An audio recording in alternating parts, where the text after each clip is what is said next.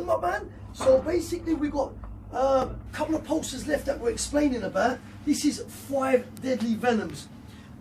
This film here, you've got all the 5 Venom brothers starring in this one. You've got one which is a toad, he does some sort of toad techniques. You've got one which is a snake, one which is a lizard, I think, yeah, one's a scorpion also. So what they're doing is they're incorporating aspects of martial arts. Centipede. Yeah, oh yes, that's right, yeah. Cheers, Swords. Centipede. Frog. And the frog, well, the toad they call it. The snake. Poison toad. Poison toad, yeah. Venomous creatures. And each one goes a separate way to learn these art forms. Beautiful queen, that one, isn't it? Yeah. Hot stuff that was. I could have filmed that. It's up and running, my man. Oh, it's up and running, dog. Yeah, so yeah. Yeah, 5 Venoms. Shaw Brothers. I mean, Shaw Brothers put out a lot of films. I'd say that they put out quite a few, like 2,000 or 3,000 films. Golden Harvest put about 2,000 or 3,000 films as well. And then you've got the independent companies which put out so much. I mean, I've seen thousands of films, and even I ain't seen half of them. Because there's just so many, and they're still releasing films now. I could show you another catalogue, Alan, maybe later on in life, with untold films that I ain't even put on the shelf because we're running out of room. Yeah. So we've got immense catalogue Swords that when people come down, I'll show it to them as well. And any particular film they want, I'll give it to them immediately. Or if it's not in our if it's not in the archives, we will get the film from other various sources. This film here is actually it's a cult classic, isn't it? It is. It is a cult probably classic. In there is the top 10 100% greatest kung fu movies ever. And I think it was made in 100% correct. I think it was made in 75 or 76, where they started to fight faster, a little bit slightly faster. Quicker. Quicker. Yeah. In the 70s or late 60s, it was slower, the martial arts.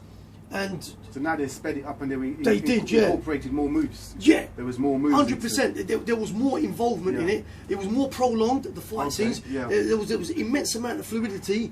So you couldn't choreograph well. Yeah, the choreography was amazing, bro. Amazing. Continuous. The film and they just do it. Did you see this one, Swords, back in the day, late night? Yeah, definitely. I saw this one as well. I saw this one. These guys there was actually a story behind it. If I try and remember.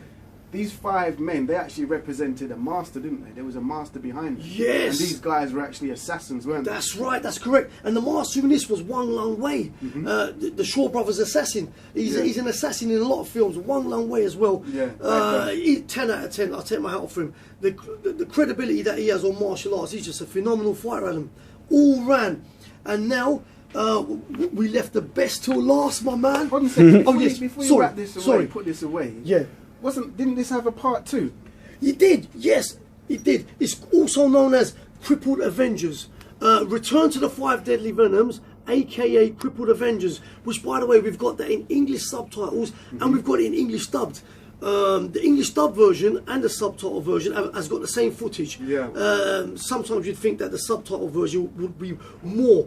There'll be more footage involved in the film. Okay. The 5 Deadly Venoms, amazing film. And what's the second one you said again? The second one's called Crippled Avengers, also known as Return of the 5 Deadly Venoms. And in that one stars Cheng Kwon Tai, which is also in Iron Monkey, as well as many films he's made. So 5 Deadly Venoms, if you've not seen this, folks, please do so. You'll be over the moon once you see this film. And we've saved the best till last, Alan. We have saved the best until last. This is the movie. Now, this is the movie. Warriors 2. People come up to me from time to time and say to me, have you got a film called Warriors 1? There's no such thing as Warriors 1. They call it Warriors 2 because you've got 2 warriors in this film. Livan Gardian, aka Beardy, and also Casanova Wong, also known as Kasafa, which, by the way, is also a Korean kicker as well. I've noticed people who came from Korea, they're mainly orientated around kicks. They're fantastic kickers, amazing kickers. Shaw Brothers as well. This one, Golden Harvest. Golden That's Harvest. right, yeah. There's a square there, the golden That's square. the one, my man. Yeah, you know what's interesting about this poster?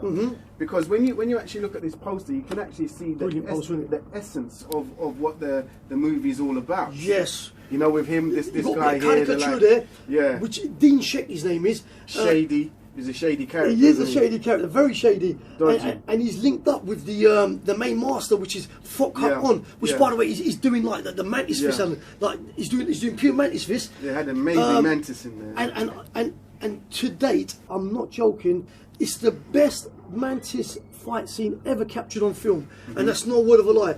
If you look at the Mantis scene in Warriors 2, Fok Hak On.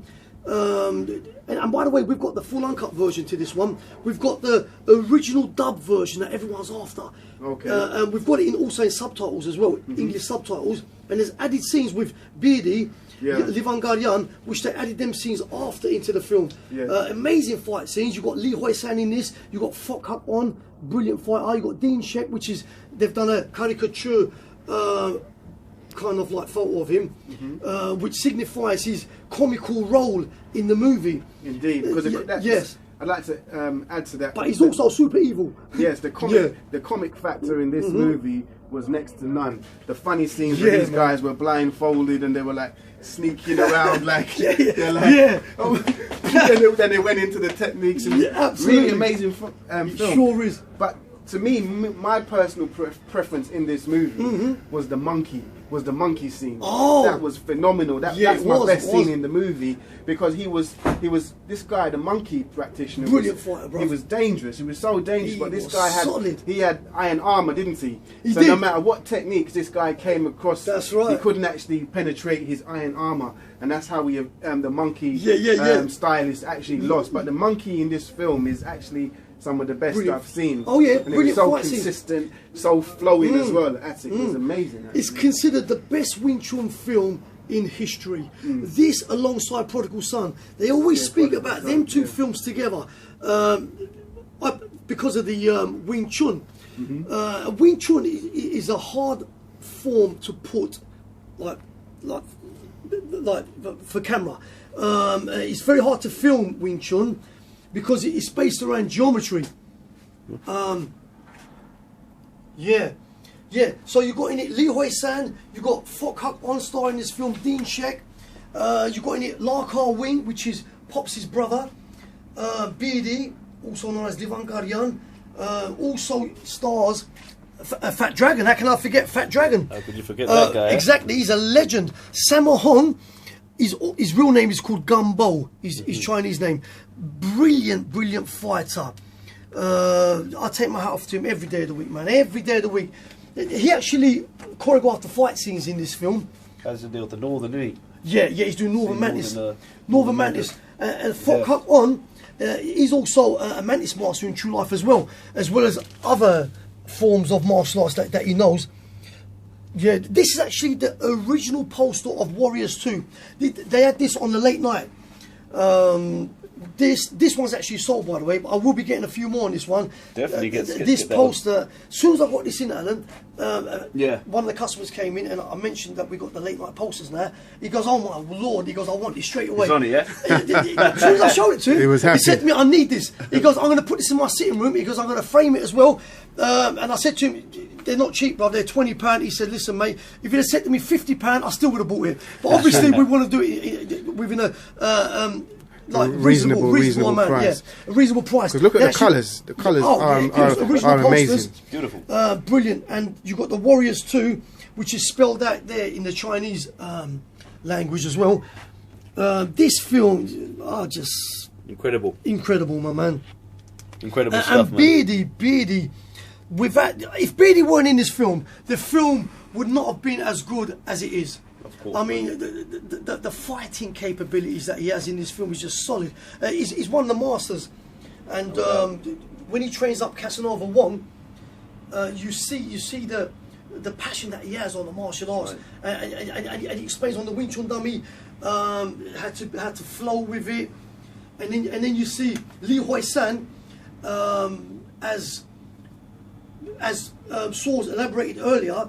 How the man's got some armour, and in order for Casanova Wong to overcome Lee Hoi San, he's got to do all the pressure points. So he creates this kind of fighting style. He's covered in bruises, isn't he? That's afterwards. Right. Yeah. He's covered in bruises, immense amount of bruises. over, I'd say 90% of his body. So he would all over his body. Yeah, he would have died anyway. He would've. Eventually. Oh yes, yes. He would have died anyway. The secret light, the secret moves. That was 100% like the death touch. No doubt. He would have. There was a lot of I mean, like, what's it called? Dim Mak. Yeah. There was a lot of Dim Mak involved in. There's a hell of a lot of messages in this film. This film is my favourite film one of my favourite films of all time. Based also around Wing Chun and solely based mainly around Wing Chun, because there's not many films on Wing Chun. That's right. Because it's very hard to film. Yeah. I love watching Wing Chun fighting alongside Hung Gar. It's so brilliant to look at. You know what I mean? And when it's captured well, it's just amazing, man. Amazing. Right. They should make more films with Wing Chun and Hung Gar and incorporate the two together. That's right, man. Because I think there's a lot of similarities of Wing Chun in Hung Gar, I believe. Well, basically, Wing Chun is a newer form of Kung Fu in that sense, because it actually gets most of its movements from Hung Gar. Yes. So you'll be able to relate the movements from Hung Gar anyway in Wing Chun. Oh, nice. That's one why for that the similarities are basically there because they're the same thing. Sure. They're part of the same art, just expressed now in a different type of method. Because they're all Shaolin-based systems, isn't it? They are. It all ultimately stem from Shaolin. Yeah. So it'd be fair to say that Wing Chun is still in its embryo stage. Well, 400 years is it, or 500 years? I suppose because Unmui, which was the Shaolin nun. Yeah. And apparently Unmui